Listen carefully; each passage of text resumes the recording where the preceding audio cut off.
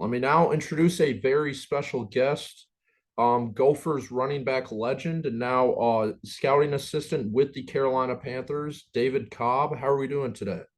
Doing good, brother. Thanks for having me. Yeah, it's great to hear. So I guess we'll start back with your days with the Gophers. I always find it interesting learning, I guess, years after the fact. You're from Texas. How did you end up choosing the Gophers, and kind of what was your commitment story to the University of Minnesota? Yeah, so actually, man, I was originally gonna go to Stanford. So that was I was kind of locked in on Stanford and that was it. That was like my second offer when I was a junior, so I was gonna take it. And then I took a visit up to Stanford. It wasn't the best, but I was still kind of locked in, and that was the time Harbaugh was there and he was telling us that he wasn't leaving, he wasn't going anywhere. So, fast forward a couple of months, he turns out that he leaves. And then Coach Shaw takes over. And then, I was just kind of like, you know what, maybe that's not the best place for me. So I kind of went back into the recruiting process. And, I had an older brother that went to Alcorn State and another older brother that went to Texas Tech. And I played a little safety in high school. So I had a couple of schools wanted me to play safety. And, I just really wanted to play running back. And, I remember Minnesota at the time. It was Thomas Hammock. He was the running back coach at Minnesota, and I remember I had a handwritten letter from him, and they wanted me to play running back. So I kind of dug it out. I texted him. I say, "Hey, coach, I'm not going to Stanford anymore. I'm open to taking a visit." And it was like, it was snow everywhere. My first time in Minnesota, so I went up to Minnesota, and it was during the spring, and Marcus Jones was my host. And he kind of showed me around. I literally was the only one up there on the visit. And I was like, "You guys gonna let me play running back?" He was like, "Yep." And I was like, "Okay, I'm coming." So, that's just kind of how that folded out. I never thought I would be at Minnesota. I thought it would be Texas Tech or Stanford or, Oklahoma State or something like that. But, I loved it. Yeah, it seems like every time someone goes on a visit, it's snowing, but that's funny to hear, I guess. So once you get to Minnesota, those first 2 years you were kind of behind Kirkwood and Dwayne Barrett. How did that? I guess how important do you think that was for your development with the Gophers? Kind of sitting back and learning before you were able to flourish in that role your last 2 years. Yeah, for me, man, I think the biggest thing that helped me was just having Coach Griffin. He was our assistant, quality control guy. I don't even know what he was at the time, but he worked with the running backs. He was like a GA or whatever, and he was so big, and a big reason why I stayed there and I stayed committed because it was hard for me, coming up. Just being in Minnesota and then not playing and, feeling like I was one of the better guys in the room, but, just for whatever reason, whether it was, just small little things I was doing, but just not fully getting those opportunities to play. And it was just very frustrating for me and, just hard. And, Coach Griffin, I remember one summer after my sophomore year, I was cleaning out my locker and I was just telling him he's the only one that knows this.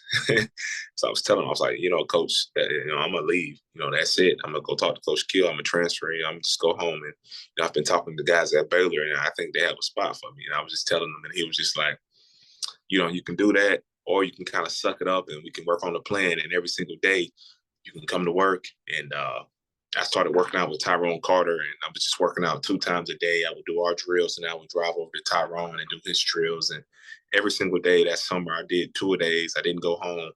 I really just gave it everything I had. And unfortunately, I was still at the bottom of the depth chart. But you know, we come into the season. It's my junior year, and Donnell Kirkwood, he gets hurt with an ankle, and Roger Williams, he gets hurt, and I'm like the third guy standing.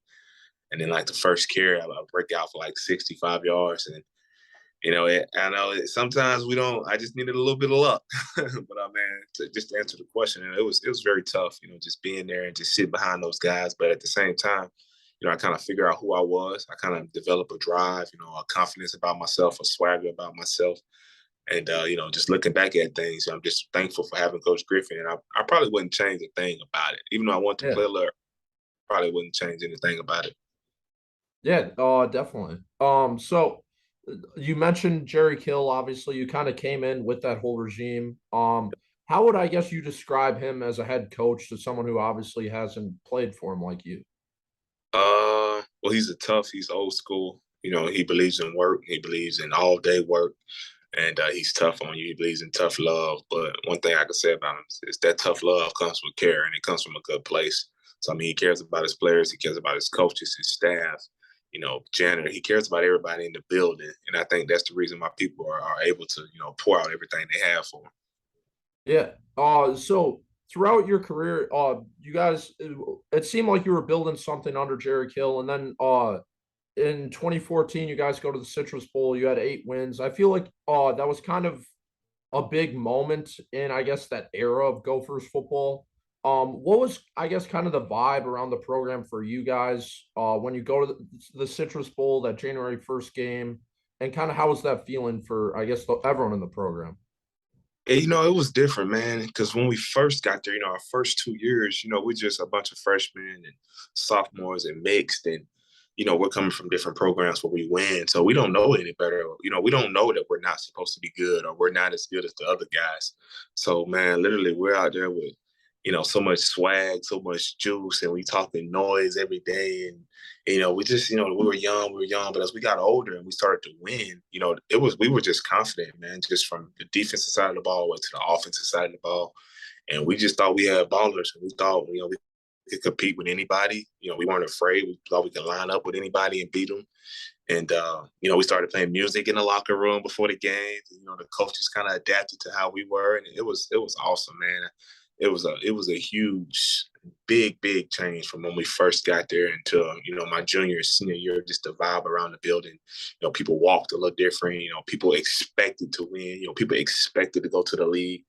It was just a total turnaround from when we started winning. It's just expectation based. Yeah. Would you say that you had was there a favorite memory you had during your time with the Gophers? If it was a game, a play, or any moment, I guess, throughout your career? Um, Kind of all blend. I think my favorite moment was, and it's not even really so much about the game. I don't even remember who we were playing, but it was a game we were at home. I don't know if it was my junior year or senior year. I don't know if it was 13 or 14. And we beat a team, and for some reason, people rushed the field. I don't know what game that was, but on the jumbo, it's a picture of my granddad, and he's holding out both of his arms, wearing my jersey. And I looked up. I was looking for my granddad in the stands, and he's on the field. And I look up, and he's on. They got him on the jumbotron. So I think that was a moment for me because I just been through a lot, just trying to get on the field, and for him to be there at one of my very first games like that, having success. I want to say maybe Nebraska, maybe, but I don't know what it was, but I think that. But just as far as a football memory, um, probably beating Michigan at the Big House. It's Yeah. probably when we felt like what we can play anywhere, anybody, anytime. Yeah, I remember that was it felt like a big, I guess, momentum shift for Gophers football that game did. So I don't know how close you are with the program now, what kind of relationship you have with PJ Fleck, but I guess from your point of view now as a fan and someone who graduated from Minnesota, how would you what's your opinions on him as a head coach, I guess? Well, just from the outside looking in, I don't have that relationship that the players would have seeing them every day, but Yeah, yeah. Coach Fleck, I see him, they treat us with great respect when we come back. So, I mean, I think he's done a good job as far as, just making us, a more noticeable team, on ESPN, a little flashy, got new uniforms. I love it. And again, I can't really speak for, his relationship with the players or how they do things about there, just but from the outside looking in, from all my encounters, the guys are having fun. We're becoming noticeable. Guys are going to the league, right? That's what it's about. And I mean, we're throwing the ball now a little more than we have ever have. And, it's just a good look. It makes me proud, to see those guys, compete. And we got gold helmets, white helmets. It's a good look. Yeah, definitely. So back to your career. When you're done with the Gophers, you get drafted in the fifth round by the Titans. I guess looking back on it now, how would you, I guess, describe the whole like draft process? Like, During your senior year, did you have a feeling that you were gonna be able to play at the next level? And how like I guess chaotic was that from the end of your senior year to getting drafted? It was amazing, man. Of course, you grow up and your childhood dream. I want to be in the league, but Yeah. when I first got to college, I kind of lost sight of that. I did not because I didn't think I was good enough, just because I just didn't think that it was going to be an opportunity to take advantage of that. But after my junior year and I went into my senior year, I really felt like, I'm one of the best backs in this league as well. I can compete in the Big Ten just as good as anybody, and just that whole confidence and that swagger, and I had total belief that any given I could be that guy, and it kind of was still unreal when you get towards the end of the season, you comparing your stats, and you know at the top of the top with the other bags, and weekend out, numbers with the other guys, and just going through that whole process, and luckily I got to do it with Damien, my cousin and Yeah. roommate on the Panthers now. But I got to, and cherish that, doing it with him. So that made it all the better, just going through the combine training and, the different stages, and, seeing a dream that's really about to unfold. Yeah. How close were you guys, I guess, throughout that whole process? You and Damien, and how close are you now still? Obviously you're cousins, but like how Yes, yeah. super close, and we've been that way since we grew up. And fortunately, we couldn't go to the same high school. His mom didn't want to move to Texas, but we stayed and we talked and we talked. And he actually went to JUCO and then Alcorn. He went to Alcorn State and then a JUCO. And I was just always telling him, I was like, man, come to Minnesota, come to Minnesota. So he's like, you know what, I'm gonna do it. And but no, we've been close, and roommates. We do everything together. We talk about everything together, and we're still together. And he was a free agent this year, so I was telling him, hey man, come to Carolina. We kind of worked some things out to get him over here. So I mean, it's been awesome, and we've been close, and helped each other in college, and just working out 2 days. Just all chasing that dream, and made it all the better to do it alongside with him. Yeah. So you got drafted by the Titans, and then you kind of went team for team, and you were fighting for a Yep. roster spot. How from I guess from my perspective, or how would you describe what's the toughest part that someone might not know about when you're fighting for a roster spot year in and year out, and how challenging was that for you? Oh man, it was pretty challenging, and I wouldn't, again, looking back, I wouldn't change anything about it, because I think it was just a perfect situation for me.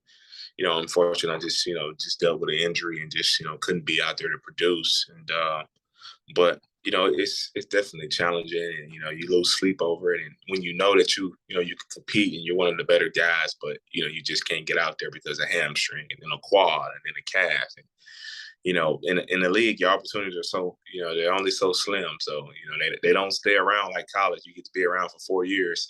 It might not work like that in the league. So, I wouldn't trade anything about it. It was frustrating, but, I enjoyed my time. I got to live out a dream. And, of course, I wanted to make more of it, but, I wouldn't take anything back. Yeah. So most recently you played in the AAF, which obviously was league for just a few short months. How was that kind of whole experience for you, and how much different was that to playing for an NFL team? Oh, we actually did a great job. So as far as the day-to-day structure was just as NFL, but just as far as the importance and the facilities and things like that, Yeah. it's not even close. But I thought it was a great job, and guys got opportunities. I got an opportunity, another look, but another hamstring injury, and but I thought they did a great job. They took care of us. We were down in San Antonio. We had a nice stadium. We played Alamo Dome. It was actually it was a great idea, and I hope these leagues like the USFL and XFL can stay around, because you see guys are coming from it, and just getting that third and fourth look, that exposure, just for a chance to get invited to camp, and that's what it's all about, really, just getting that extra exposure, getting a chance to be invited to a camp. Yeah, I think it's really important for there to be a secondary league in football, because it's really the only pro sport that doesn't have one, Right. and there's a lot of guys that deserve second opportunities. So now you're obviously working with scouting with the Panthers. Was that something you always saw as an opportunity after you played? Was it something you wanted to do? And I guess how did you kind of get involved with that? Uh, I love just being around football and Yeah. talking. That's always it's been my passion. Whether if it was, I thought it was always going to be coaching, and that's kind of the route that I was going. And COVID hit, and our GM now, Scott Fitterer, he kind of did my draft stuff when he was with Seattle, and I just kind of connected with my old GM that drafted me, and actually the one who cut me from Tennessee is the one that gave me my first opportunity. So it was just all about relationships, and just when we're in the building, if you handle yourself professionally, sometimes when you get done playing, different opportunities present themselves, and he gave me kind of an internship. And, once COVID hit, they didn't have anything. And, Scott called me and was like, hey, we have something here at Carolina. And he just got the job. And, just by word of mouth, I didn't go through an interview process or anything. He just trusted what he heard. And, he gave me that opportunity. And there we have it. But no, I always knew that I thought it would be coaching. When I got done playing, and even when I wasn't playing early on in Minnesota, I was like, you know what, I'm just gonna focus on graduate, getting a degree, and then I'll kind of transition into that coaching side. I always thought it was going to be coaching, but I've been loving this so far, and kind of the whole makeup of being in the league again, and building the roster, so it kind of fulfills me in a different way. Yeah. Oh, I guess what's your like average day-to-day role with the Panthers? Like right now, at least. Yeah, so right now I'm kind of more on the pro side. So, early mornings and, right now we're in the midst of preseason. So I travel to a lot of different games, kind of looking for those back end guys that may get cut that can upgrade our roster. Yeah. Um, Guys that can upgrade our practice squad. Look for guys that we can have on our short list and workout list, in case we have an injury. And, just at the same time, still evaluating our team and all other teams across the league. And it's right now, it's just a lot of cuts going on and making sure that we cover all those guys. We're watching tape, we're writing reports on these guys, and we have a good, familiarity with all these guys. Because once the cuts happen, it's going to be a lot of guys on the street. And, we just got to know who we want, who upgrades us, who doesn't. How can we make our roster better? That's really kind of what we're all working to, just trying to make every position competitive and every position better. Yeah. Last question I guess I got for you. Week one college football, September 1st. Your former head coach, Jerry Kill, coming back to Minnesota. You got a prediction for the game? Do I got a prediction? Yeah. I think it's going to be an entertaining game. I think both teams are going to play hard. I think both teams are going to fly around, and somebody has to win. I like that diplomatic answer. Well, I appreciate you taking the time to talk. I really enjoyed talking to you. Thanks again, and good luck to the Panthers this year, and good luck to you. Thanks, man. I appreciate it.